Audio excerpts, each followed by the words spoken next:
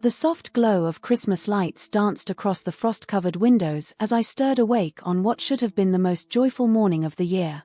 The scent of freshly brewed coffee and cinnamon rolls wafted up the stairs, tempting me out of the warm cocoon of blankets. I stretched, feeling a mix of excitement and apprehension. This was my first Christmas as part of David's family, and I wanted everything to be perfect. I'd spent weeks preparing for this day, carefully selecting gifts for everyone, especially my mother-in-law, Margaret. She'd always been a tough nut to crack, her smiles never quite reaching her eyes when they landed on me. But I was determined to win her over, to show her that I was worthy of her son and a place in their family. As I pulled on my favorite holiday sweater, a soft, red number with tiny reindeer prancing across the front, I heard David's voice floating up from downstairs. He sounded tense, and my stomach knotted. Taking a deep breath, I made my way down the creaky old staircase, plastering on my brightest smile. "Merry Christmas, everyone," I called out cheerfully as I rounded the corner into the living room. The scene before me was like something out of a Norman Rockwell painting, if Norman Rockwell had a penchant for family drama. The Christmas tree twinkled in the corner, presents spilling out from underneath its branches. David stood by the fireplace, his posture rigid, while Margaret sat primly on the edge of the sofa, her hands clasped tightly in her lap. The silence that greeted my entrance was deafening.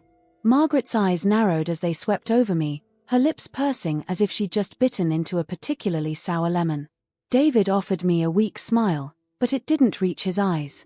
Something was very, very wrong. "Well, look who finally decided to grace us with her presence," Margaret said, her voice dripping with sarcasm. "I suppose you think it's acceptable to sleep half the day away while the rest of us have been up since dawn?" I glanced at the clock on the mantel. It was barely 8 a.m. "I'm sorry, I didn't realize." "Of course you didn't," Margaret cut me off. "You never realize anything, do you? Too busy dreaming up your next get-rich-quick scheme or whatever it is you do all day." My cheeks burned with embarrassment. I'd been between jobs for a few months, trying to figure out my next career move. David knew I was struggling, but we'd agreed it was temporary. I looked to him for support, but he avoided my gaze, suddenly very interested in adjusting the stockings hanging from the fireplace. "Mom," David said weakly, "it's Christmas. Can we just no, David," Margaret snapped. "I've held my tongue long enough. It's time someone told her the truth." She turned back to me, her eyes cold and hard. "You are a worthless witch and a leech. You can't even hold a real job. Get out of my house and never come back. You are not welcome in this family." The words hit me like a physical blow. I staggered back, my vision blurring with unshed tears. This couldn't be happening. Not today. Not like this. "Margaret, please," I whispered, my voice cracking. "I know I haven't found my footing yet, but I'm trying. I love David, and I want to be part of this family." A harsh laugh escaped Margaret's lips. "Love? You don't know the meaning of the word. All you know is how to take. Well, I've had enough. David deserves better than a freeloader who can't contribute anything to this household." I turned to David, silently pleading with him to defend me, to say something or anything to stop this nightmare. But what I saw in his eyes shattered what was left of my heart. There was no love there, no warmth. Just a cold, detached amusement, as if he was watching a particularly entertaining reality TV show. And then, to my horror, he laughed. It started as a chuckle, then grew into a full-bellied laugh that echoed off the walls. "Oh, Mom," he said between gasps, "you should see her face. I told you she'd never see it coming." The room spun around me as the full weight of their betrayal crashed down. This wasn't a spur-of-the-moment outburst. They had planned this, waited for Christmas morning to humiliate me in the cruelest way possible. How could you?" I choked out, tears now flowing freely down my cheeks. "David, I thought we were happy. I thought you loved me." His laughter died down, replaced by a cold smirk. "Love you? Come on, Sarah. You were convenient, that's all. But Mom's right, I deserve better. Someone who can pull their own weight, not a deadbeat dreamer who can't hold down a job." Each word was a dagger to my heart. I wrapped my arms around myself, trying to hold the pieces together as my world crumbled around me. The warmth and joy of Christmas morning had evaporated, leaving behind a chill that seeped into my very bones. "I think it's time you left," Margaret said, her voice laced with false sweetness. "Don't worry about your things. We'll have them sent to wherever it is you end up. Assuming you can find somewhere to go, of course." I stood there, frozen, unable to process what was happening. The room that had seemed so warm and inviting just moments ago now felt suffocating. The twinkling lights blurred into a hazy glow, and the scent of cinnamon that had been so comforting now turned my stomach. With shaking hands, I reached for my purse and coat. "I'll go," I managed to say, my voice barely above a whisper. "But you're wrong about me. Both of you. I'm not worthless, and I'm not a leech. I have value, even if you can't see it." Margaret rolled her eyes, while David just shrugged, already turning away from me. As I moved towards the door, my foot caught on the edge of the rug. I stumbled, catching myself on the side table. The snow globe I'd given David last Christmas, a miniature replica of the park where we'd had our first date, toppled to the floor, shattering into 1,000 glittering pieces. For a moment, we all stared at the broken globe, tiny flecks of fake snow settling among the shards of glass. It felt like a perfect metaphor for my life, the beautiful illusion I'd built shattered beyond repair. "Just go," David said, his voice tired and annoyed. "And don't bother trying to contact me. We're done." With one last look at the home I'd thought was mine, at the man I'd believed loved me, I stepped out into the cold December morning. The door closed behind me with a final, damning click. As I walked down the snow-covered path, my mind raced. Where would I go? What would I do? I had no job, no savings to speak of. I'd put everything into building a life with David, and now that life was gone. But beneath the panic and heartbreak, a small spark of defiance began to glow. They thought they knew me, thought they could define me by my current struggles. But they had no idea who I really was, what I was capable of. I reached into my coat pocket, my fingers closing around a small, smooth stone, my grandmother's parting gift to me before she passed. "Remember who you are," she'd whispered as she pressed it into my palm. "Remember the power that flows in your veins." As I walked away from the house that had never truly been my home, I made a silent vow. I would show them. I would prove my worth, not just to David and Margaret, but to myself. And I would do it using the gifts I'd kept hidden for so long. The wind picked up, whipping snowflakes around me in a frenzy. But I barely felt the cold. A fire was building inside me, fueled by hurt and anger, but also by a newfound determination. They had no idea what they'd just unleashed. I am not worthless. I am not a leech. I am a witch, a healer, a force to be reckoned with. And it was time the world knew it. As I reached the end of the street, I paused, looking back at the house one last time. The Christmas lights still twinkled merrily, oblivious to the pain and betrayal that had unfolded within. I took a deep breath, squared my shoulders, and turned away. This wasn't the end. It was just the beginning. And I was ready to write my own story, one that would leave them all speechless. The biting winter wind whipped around me as I stumbled through the snow-covered streets of Millbrook, my mind still reeling from the events of the morning. The cheerful holiday decorations that adorned the quaint New England town now seemed to mock me, their brightness a stark contrast to the darkness that had settled over my heart. I found myself in Willow Park, the very place where David and I had shared our first kiss. The irony wasn't lost on me as I collapsed onto a cold, metal bench, my body shaking with sobs.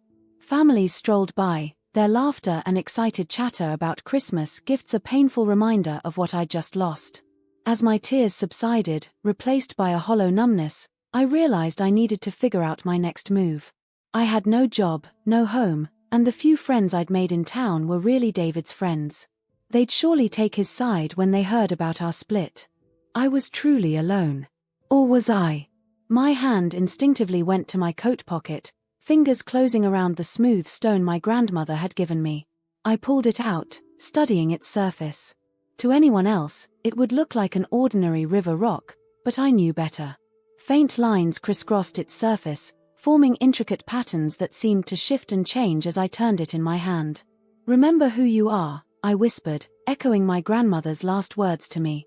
For years, I'd tried to forget, to be normal. But now, with everything else stripped away, I was forced to confront the truth I'd been hiding from everyone, including myself. I, Sarah Jennings, was a witch. Not the green-skinned, wart-nosed kind from children's stories, but a real witch with powers passed down through generations of women in my family. My grandmother had been a formidable practitioner, respected and feared in equal measure by those who knew of her abilities. She tried to teach me, to prepare me for the day when my own powers would fully manifest. But I'd been scared. Scared of being different, of being ostracized. So I'd run away, burying my abilities deep inside and pretending to be just like everyone else. I'd thought I was protecting myself, but all I'd done was deny a fundamental part of who I was. A memory surfaced, sharp and clear. I was 12, standing in my grandmother's herb garden. Magic isn't just about spells and potions, Sarah, she'd said, her wise eyes twinkling. It's about understanding the threads that connect all living things. It's about healing, protecting, and sometimes, yes, fighting back against those who would do harm. Fighting back. The words echoed in my mind, igniting a spark of defiance. Margaret and David thought they could discard me, label me as worthless. But they had no idea of the power that ran through my veins. With shaking hands, I pulled out my phone. I needed to talk to David, to make him understand what he'd thrown away. But as I stared at his number, another thought occurred to me. What if I showed him instead? I began typing a message: "We need to talk. Meet me at Rose's Cafe at 2 p.m. There's something you need to know." My finger hovered over the send button as doubt crept in. Was I really ready to reveal my secret? Once I opened this door, there would be no going back. But then I remembered the cruel laughter, the mocking smirks on David and Margaret's faces. Anger surged through me, chasing away the last vestiges of hesitation. I hit send. As I waited for his response, I closed my eyes, focusing on the energy flowing around me. It had been years since I'd attempted any real magic, but the knowledge was still there, buried deep in my subconscious. I reached out with my senses, feeling the life force of the trees, the dormant power in the frozen earth beneath the snow. A tingling sensation spread from my fingertips, traveling up my arms and throughout my body. It was as if a part of me that had been sleeping for years was finally waking up. I opened my eyes, gasping as the world around me seemed to shimmer with an otherworldly light. The bare branches of the trees glowed with faint, pulsing energy. Tiny sparks of magic danced in the air, invisible to ordinary eyes but clear as day to mine. My phone buzzed, startling me out of my reverie. David had replied, "Fine. But make it quick. I have plans." His dismissive tone reignited my anger. He thought this was just going to be me begging for another chance. He had no idea what was coming. I stood up, brushing the snow from my coat. I had 2 hours before the meeting, and I needed to prepare. My grandmother had always stressed the importance of focus and intent in spellcasting. If I was going to prove myself, I needed to be at the top of my game. As I walked through town, my steps purposeful now, I noticed things I'd never seen before. The old willow tree on Main Street hummed with ancient magic, its branches swaying gently despite the lack of wind. Outside the local New Age shop, a place I'd always avoided out of fear of being recognized for what I was, crystals in the window display pulsed with energy, responding to my presence. I pushed open the door, a small bell chiming overhead. The scent of incense and dried herbs enveloped me, familiar and comforting. An older woman looked up from behind the counter, her eyes widening as she took me in. "I was wondering when you'd finally come in," she said, a knowing smile playing on her lips. "Your grandmother always said you'd find your way back to the craft eventually." I stared at her, shocked. You knew my grandmother?" She nodded, coming around the counter. "Evelyn and I go way back. I'm Meredith, by the way. Now, what can I help you with, young witch? I sense you have quite the task ahead of you." For a moment, I was tempted to pour out the whole story, the disastrous Christmas morning, David's betrayal, my decision to reclaim my heritage. But time was ticking away, and I needed to focus. "I need supplies," I said, straightening my shoulders. "Herbs for a revealing spell, and maybe something for protection." Meredith's eyes twinkled. Ah, planning to show someone your true self, are you? Bold move, but sometimes necessary. She bustled around the shop, pulling various items from shelves and drawers. Here we go, sage for cleansing, rosemary for clarity, a bit of quartz for amplification. Oh, and you'll want this. She pressed a small, intricately carved wooden box into my hands. Inside was a delicate silver pendant in the shape of a triple moon. It was your grandmother's, Meredith explained. She left it here for safekeeping, said you'd come for it when the time was right. Tears pricked at my eyes as I fastened the necklace around my neck. It felt warm against my skin, as if imbued with my grandmother's love and strength. Thank you, I whispered. As Meredith rang up my purchases, she fixed me with a serious look.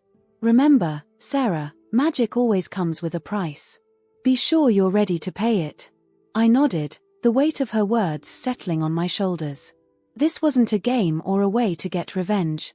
This was about reclaiming my identity, about standing up for who I truly was. With my supplies in hand, I made my way to Rose's cafe. It was a cozy little place, all worn wooden tables and the perpetual scent of fresh-baked pie. David and I had spent countless hours here during our courtship, planning our future over steaming mugs of coffee. Now, as I settled into a booth in the back corner, those memories felt like they belonged to someone else. I spread my supplies out on the table, murmuring quiet incantations as I prepared a simple spell of revelation. Nothing too flashy. I didn't want to cause a scene in the middle of the cafe, but enough to make David see the truth. As the minutes ticked by, nervousness battled with determination in my gut. What if this backfired? What if David reacted with fear or disgust? But then I remembered the cruel words, the laughter at my expense. No, I wouldn't back down now. The bell over the door chimed, and I looked up to see David walk in, shaking snow from his coat. His eyes scanned the cafe, narrowing when they landed on me. As he approached, I took a deep breath, centering myself. This was it. The moment of truth. I was about to shatter David's perception of reality and reveal the person I'd kept hidden for so long. As he slid into the booth across from me, his face a mask of impatience, I felt a surge of power course through me. It was time to show David, and the world, who I really was. David slid into the booth across from me, his face a mask of irritation and impatience. The familiar scent of his cologne wafted across the table, bringing with it a flood of memories, both sweet and painful. I pushed them aside, focusing on the task at hand. "What's this about, Sarah?" he asked, his voice clipped. "I thought we said everything we needed to say this morning." I took a deep breath, steeling myself. "No, David. You and your mother said what you wanted to say. Now it's my turn." He leaned back, crossing his arms over his chest. "Fine. Make it quick. I have plans." The casual dismissal in his tone stoked the fire of anger in my chest. This was the man I'd loved, the one I'd planned to spend my life with. How had I never seen this side of him before? "What's going on?" he asked, eyeing the herbs and crystals spread out on the table. "Is this some kind of new age nonsense? Because if you're trying to win me back with Dash, I'm not trying to win you back." I cut him off, my voice steady. "I'm here to show you who I really am. The person I've been hiding all this time." Confusion flickered across his face. "What are you talking about?" I closed my eyes for a moment, reaching deep inside myself to the well of power I'd kept hidden for so long. When I opened them again, I saw David's eyes widen in shock. I knew what he was seeing, my ordinary brown eyes now glowing with an otherworldly light. "Sarah, what the dash, I'm a witch, David," I said, the words feeling both foreign and right on my tongue. "A real, honest-to-goodness witch. With powers passed down through generations of my family." He laughed, but it was a nervous sound, lacking the cruel edge from this morning. "Come on, this isn't funny. Whatever you're trying to pull Dash." I held up a hand, silencing him. With my other hand, I gestured to the salt shaker on the table. It rose into the air, hovering a few inches above the surface. David's face drained of color as he stared at the floating object. "This isn't a trick," I said softly. "This is who I am.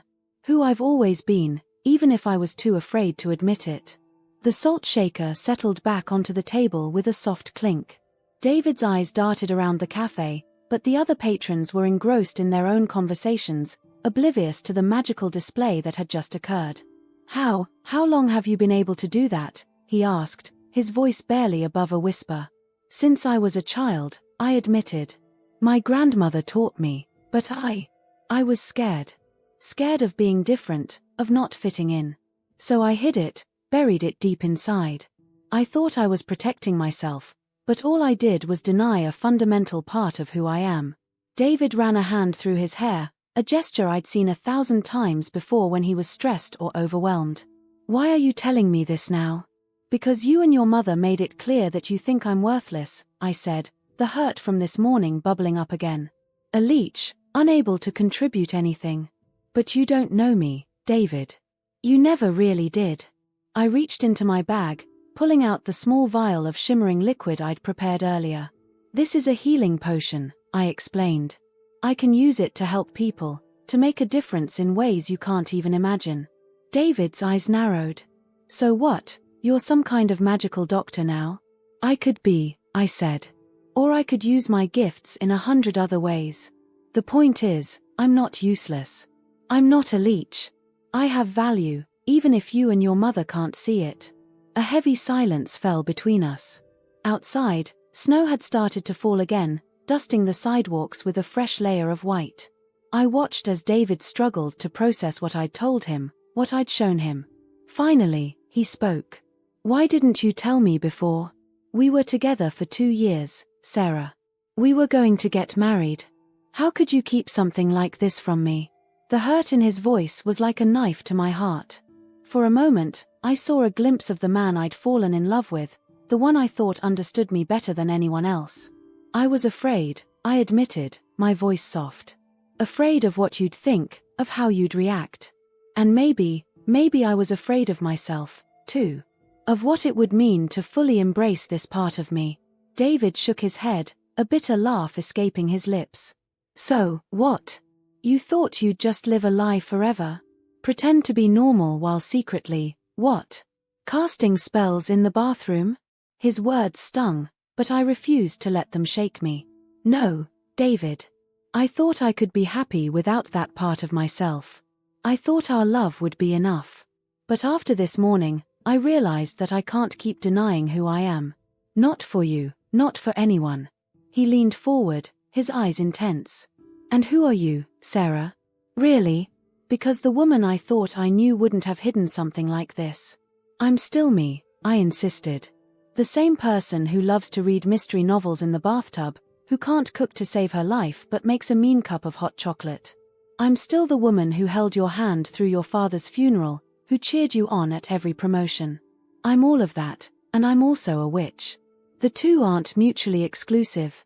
David's gaze dropped to the table, to the herbs and crystals spread out between us. "I don't know if I can handle this, Sarah. It's too much." A lump formed in my throat. Despite everything that had happened this morning, a small part of me had hoped that once David knew the truth, he'd understand. That he'd see me, really see me, for the first time. "I'm not asking you to handle it," I said, my voice steady despite the ache in my chest. "I'm not here to beg for another chance or to try to change your mind about us. I'm here because I needed you to know the truth. About me, and about what I'm capable of." I began gathering my supplies, tucking them back into my bag. "You and your mother made it clear that you think I have nothing to offer. I'm here to tell you that you're wrong. I have gifts that can help people, that can make a real difference in the world. And I'm done hiding them." As I stood to leave, David reached out, grabbing my wrist. "Wait," he said, his voice strained. What are you going to do now?" I looked down at him, seeing the confusion and fear in his eyes. But for the first time since this morning, I felt a sense of calm certainty. "I'm going to be who I was always meant to be," I said. "I'm going to use my gifts, help people who need it. And I'm going to do it without shame or fear." I gently pulled my hand from his grasp. "Goodbye, David. I hope one day you'll understand why I had to do this." As I walked out of the cafe, the cold winter air hit my face, but I barely felt it. A weight had been lifted from my shoulders, replaced by a sense of purpose I hadn't felt in years. I didn't know exactly what the future held, but I knew one thing for certain: I was done hiding. It was time to show the world, and myself, what a witch could really do. The snow crunched under my boots as I made my way down the street, my mind already racing with possibilities. There was so much to learn, so much to rediscover about my abilities. But first, there was one more confrontation I needed to face. It was time to pay a visit to Margaret. As I left the cafe, the weight of my conversation with David still heavy on my shoulders, I knew I couldn't stop now. The revelation of my true nature to David had been just the first step. Now, I had to face the person who had started this whole chain of events, Margaret. The snow was falling more heavily now, blanketing the streets of Millbrook in a soft white silence. I pulled my coat tighter around me, more out of habit than necessity. The magic thrumming through my veins seemed to ward off the chill, filling me with a warmth that had nothing to do with temperature. I found myself walking towards Meredith's shop again, drawn by an instinct I couldn't quite explain. The bell chimed softly as I entered, and Meredith looked up from her book, a knowing smile on her face. "Back so soon?" she asked, setting aside her reading. "How did it go?" I sank into a chair by the counter, suddenly feeling the emotional toll of the day. "It was intense," I admitted. "David didn't take it well. But I think I did the right thing." Meredith nodded, her eyes full of understanding. Revealing our true selves is never easy, especially to those closest to us. But it's necessary if we want to live authentically. "I have one more revelation to make," I said, my voice barely above a whisper. "To Margaret, David's mother. She's the one who started all of this, who called me worthless and a leech." Meredith's expression hardened slightly. "Ah, yes. Margaret Fairfax. I know her well. A formidable woman, but one who's allowed bitterness and prejudice to cloud her judgment." I looked up, surprised. "You know her? This is a small town, dear," Meredith chuckled. "And those of us with special abilities tend to keep track of each other, even if some of us choose to ignore our gifts." She gave me a pointed look. "Wait," I said, realization dawning. "Are you saying Margaret is?" Meredith shook her head. "No, not Margaret herself. But her family, let's just say magic runs in more bloodlines than you might think. Margaret's grandmother was quite the practitioner in her day. But Margaret rejected that part of her heritage, buried it so deep she probably doesn't even realize it's there." This revelation stunned me into silence. Margaret, from a family of witches? It seemed impossible, given her disdain for anything she deemed impractical or fanciful. "Why are you telling me this?" I finally asked. Meredith leaned forward, her eyes intense. "Because knowledge is power, Sarah. And in this confrontation, you're going to need all the power you can get. Margaret may have rejected her magical heritage, but that doesn't mean she's not affected by it. You might find she's more susceptible to your abilities than you'd expect." I nodded slowly, processing this information. "What should I do?" "That, my dear, is up to you," Meredith said, standing up and moving around the shop. She began gathering items, herbs, crystals, a small silver bell. "But whatever you decide, you should be prepared." For the next hour, Meredith guided me through various magical techniques, protection spells, charms for clarity of speech, even a simple enchantment to encourage open-mindedness in others. As we worked, she shared stories of my grandmother, of the magical community I'd been unknowingly part of all along. "Your grandmother always said you had a special gift," Meredith said as she helped me inscribe protective runes on a smooth river stone. "She saw great potential in you, even when you were just a child." Tears pricked at my eyes. I wish she was here now. I have so many questions, so much I need to learn. Meredith placed a comforting hand on my shoulder. "She is here, Sarah. In every spell you cast, every potion you brew. Her knowledge, her power, it's all inside you. You just need to trust yourself and let it flow." As the afternoon wore on, I felt my confidence growing. The magic that had seemed so foreign and frightening this morning now felt like an old friend, a part of me that had always been there, just waiting to be acknowledged. Finally, as the sun began to set, casting long shadows across the snow-covered street outside, I knew it was time. I gathered my supplies, now imbued with intention and power, and prepared to leave. Remember, Meredith said as she walked me to the door, magic is about intent as much as it is about skill. Be clear in your purpose, and the power will follow. I nodded, taking a deep breath. Thank you, Meredith. For everything. She smiled, pulling me into a warm hug. You're not alone, Sarah. Remember that. No matter what happens with Margaret, you have a community here. People who understand and accept you for who you truly are. With those words bolstering my courage, I set off towards Margaret's house. The streets were quiet, most people having retreated indoors to escape the cold and celebrate Christmas with their families. The irony of spending my Christmas confronting the woman who had thrown me out of her family wasn't lost on me. As I approached Margaret's grand Victorian house, I felt a flutter of nervousness in my stomach. But beneath it was a core of steel, a determination that wouldn't be shaken. I was done being pushed around, done hiding who I was. Whatever happened next, I would face it as my true self. I climbed the steps to the front porch, my footsteps muffled by the thick layer of snow. Before I could knock, the door swung open, revealing Margaret. Her eyes widened in surprise, then narrowed in anger. "What are you doing here?" she snapped. "I thought I made myself clear this morning. You're not welcome in this family."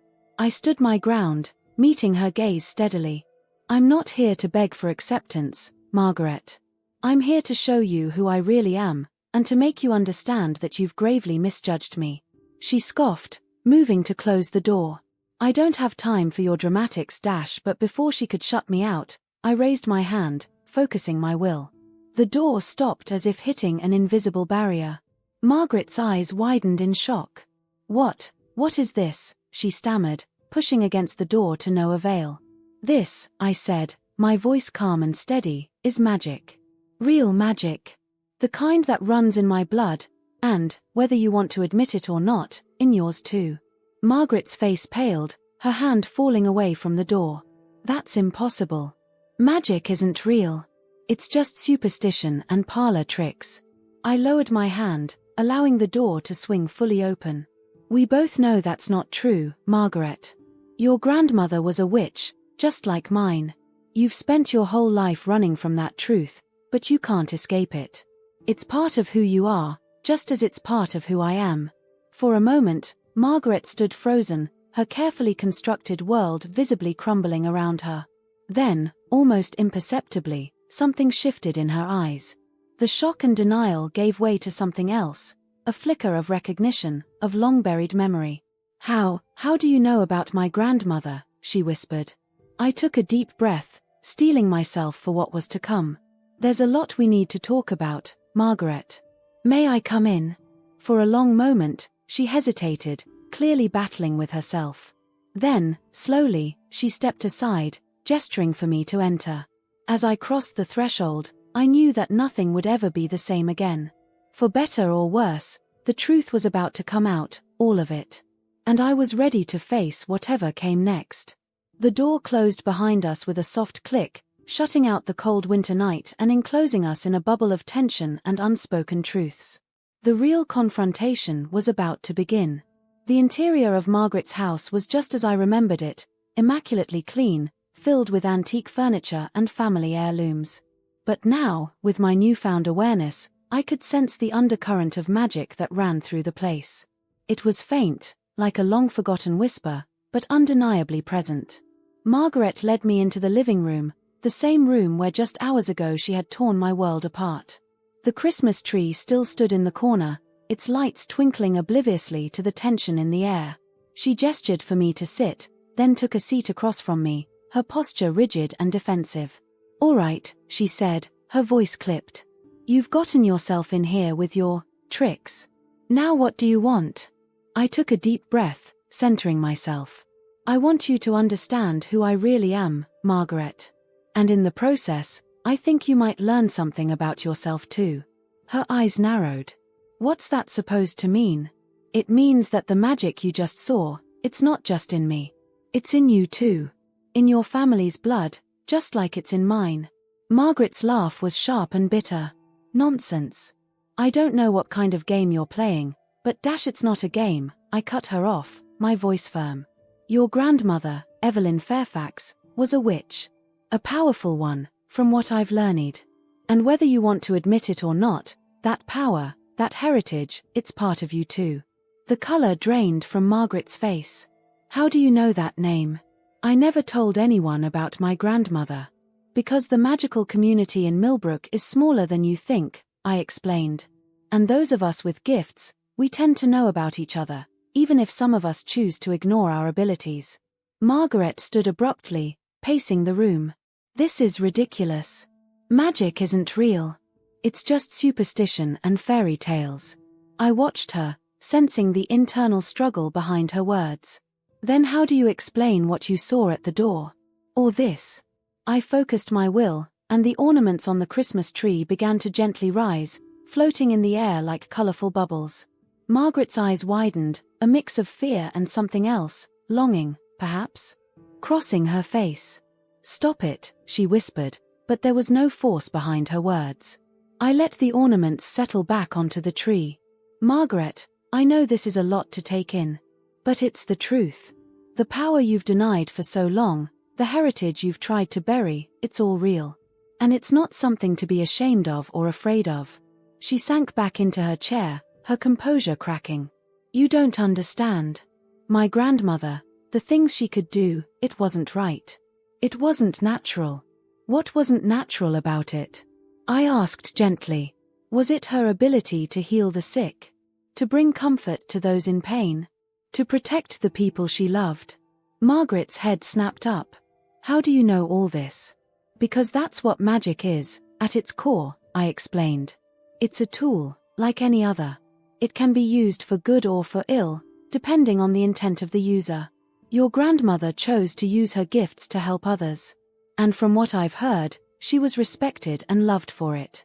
A tear slipped down Margaret's cheek, and she brushed it away angrily. You don't know anything. My father, he hated what she could do. He called it witchcraft, said it was evil. He forbade her from ever using her powers again. Suddenly, Margaret's attitude towards me, her disdain for anything she deemed impractical or fanciful, made a lot more sense. She had been raised to fear and reject this part of herself, to see it as something shameful and wrong. Margaret, I said softly, I'm so sorry you were taught to fear this part of yourself. But it doesn't have to be that way. Magic isn't evil. It's a gift, a beautiful and powerful gift that can be used to make the world a better place.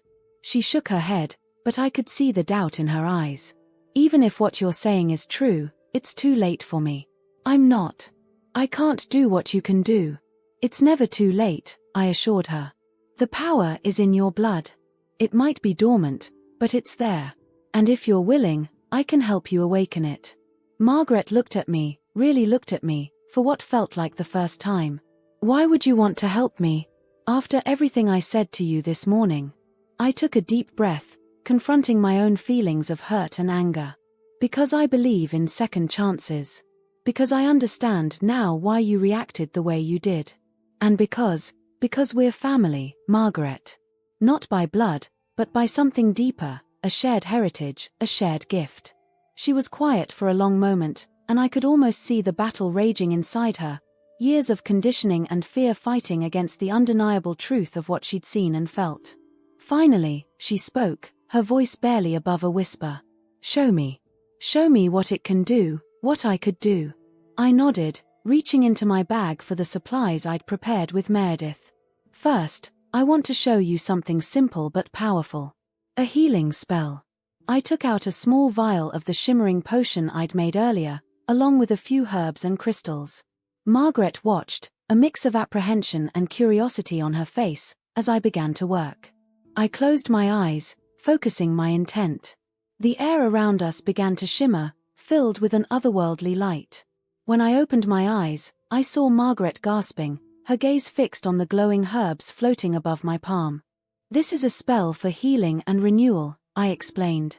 It can ease pain, speed up recovery from illness or injury. Would you like to try it? Margaret hesitated, then slowly nodded. I gently took her hand, noting the arthritis that had twisted her fingers.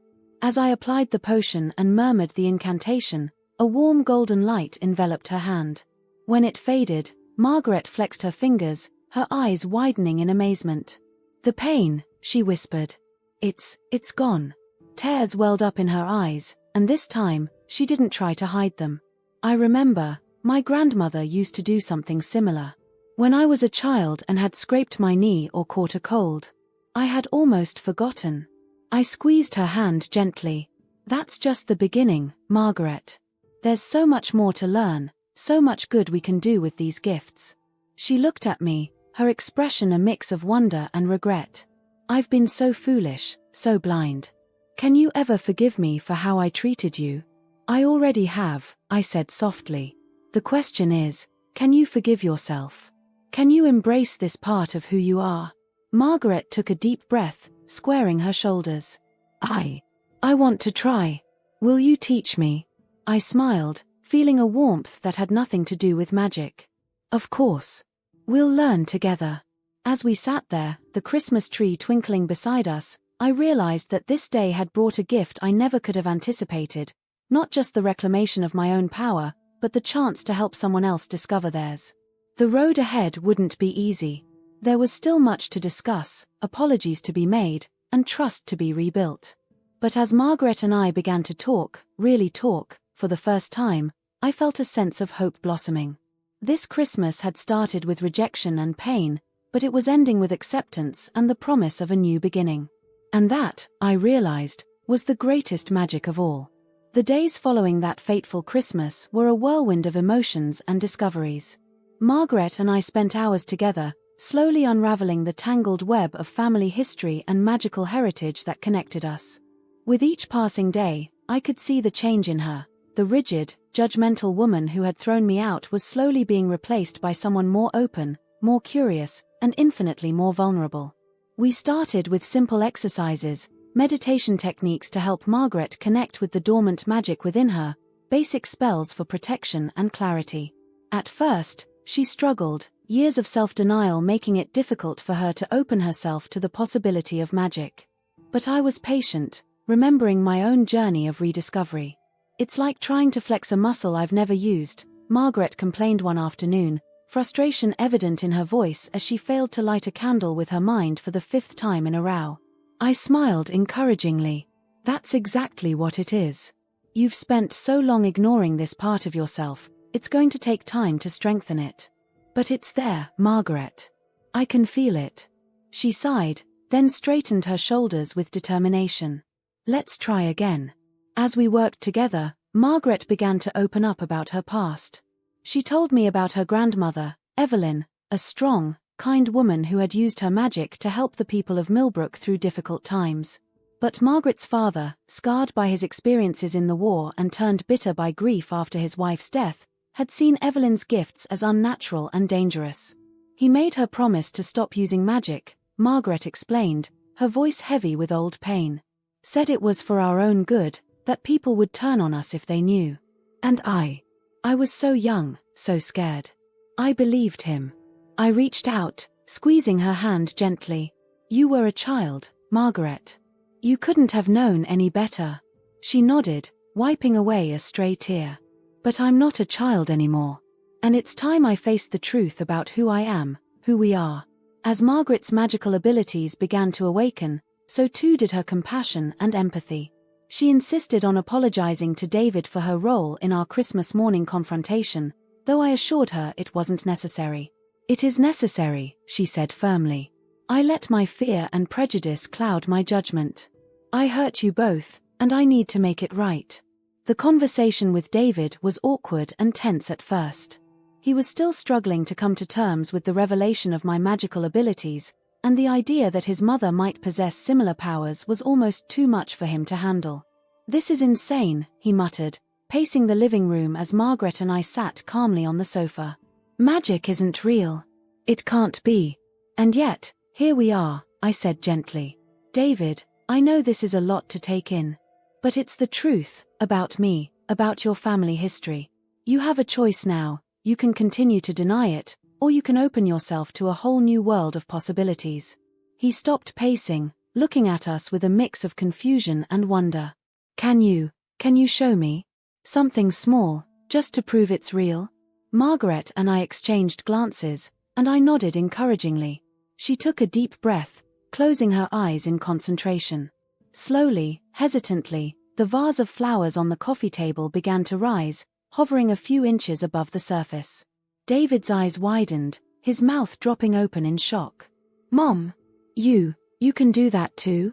The vase settled back down gently as Margaret opened her eyes, a small, proud smile on her face. "I'm learning," she said softly. "Thanks to Sarah." That moment marked a turning point for all of us. David, while still wary, began to ask questions, to show genuine curiosity about this hidden world that had been right under his nose all along.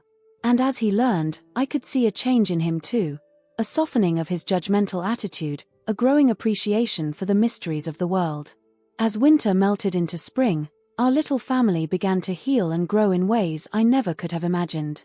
Margaret threw herself into magical studies with a passion that rivaled my own, her natural talent blossoming under proper guidance. We spent long evenings poring over old grimoires she'd unearthed from the attic, deciphering family histories and magical techniques passed down through generations. David, while not possessing any magical abilities himself, found his own role in our new dynamic. His analytical mind proved invaluable in researching the history of magic in Millbrook, uncovering long-forgotten stories of witches and healers who had shaped the town's history from the shadows. One warm evening in late April, as we sat on Margaret's porch watching the sunset, she turned to me with tears in her eyes. "I owe you an apology," she said softly. "Not just for how I treated you at Christmas, but for all the time we lost. If I hadn't been so blinded by fear and prejudice, we could have had this all along." I took her hand, squeezing it gently. "We can't change the past, Margaret. But we're here now, and that's what matters." She nodded, a determined glint in her eye. "You're right. And I want to make the most of it. I've been thinking, what if we used our gifts to help people, like my grandmother did? There's so much need in the world, so much pain we could ease." The idea resonated with something deep inside me. "I think that's a wonderful idea. Where do you want to start?" And so, as spring bloomed into summer, Margaret and I embarked on a new chapter in our lives. We started small, minor healing spells for arthritis at the senior center, protection charms for new mothers at the local hospital, subtle enchantments to help the crops at nearby farms flourish. Word spread quietly through Millbrook about the two women who could work miracles. We were careful, of course, never revealing the full extent of our abilities. But the gratitude in people's eyes, the joy of being able to make a real difference in their lives, it was a kind of magic all its own. David supported us in his own way, running interference when people got too curious, helping to maintain our cover as simply gifted herbalists and alternative healers. And as he watched us work, I could see a growing respect and understanding in his eyes. One night, as we walked home from a particularly challenging healing session at the hospital, David took my hand. "I owe you an apology too," he said quietly. "I judged you without understanding, let my mother's fears influence me. I couldn't see how amazing you truly are." I felt a warmth bloom in my chest, but also a twinge of caution. "Thank you, David. That means a lot to me." He hesitated, then forged ahead. "I was wondering, is there any chance we could try again? Now that I know the real you, I think we could have something really special." I considered his words carefully, feeling the weight of our shared history and the changes we'd both undergone. "David, I care about you, and I'm so glad we've been able to rebuild our relationship. But I think what we have now, as friends and family, is exactly what we're meant to be." He nodded, a flicker of disappointment in his eyes but also understanding. "You're probably right. I just wanted you to know that I see you now, really see you. And you're incredible." As we continued our walk home, I felt a sense of peace settle over me. The journey that had begun on that painful Christmas morning had led me to a place I never could have imagined, a place of self-acceptance, of family, of purpose. I thought about the young woman I'd been, so afraid of her own power, so desperate to fit in. If I could go back and tell her anything, it would be this: your magic is not a curse. It's a gift. And when you embrace it, when you use it to help others and make the world a little bit brighter, that's when you'll find your true home. As we approached Margaret's house, I saw her silhouette in the window, waiting for us. David squeezed my hand one last time before letting go, a gesture of friendship and support. I climbed the porch steps, feeling the hum of magic in the air, in the blooming flowers Margaret had enchanted, in the protective wards I'd placed around the property, in the very foundations of this house that had seen generations of witches come and go. This was where I belonged. Not hiding who I was, but celebrating it. Using my gifts to their fullest potential, surrounded by people who understood and supported me. As I opened the door and stepped inside, ready to share the events of the evening with Margaret, I knew that this feeling of purpose, of family, of being truly seen and accepted, was the greatest magic of all. And it was only the beginning.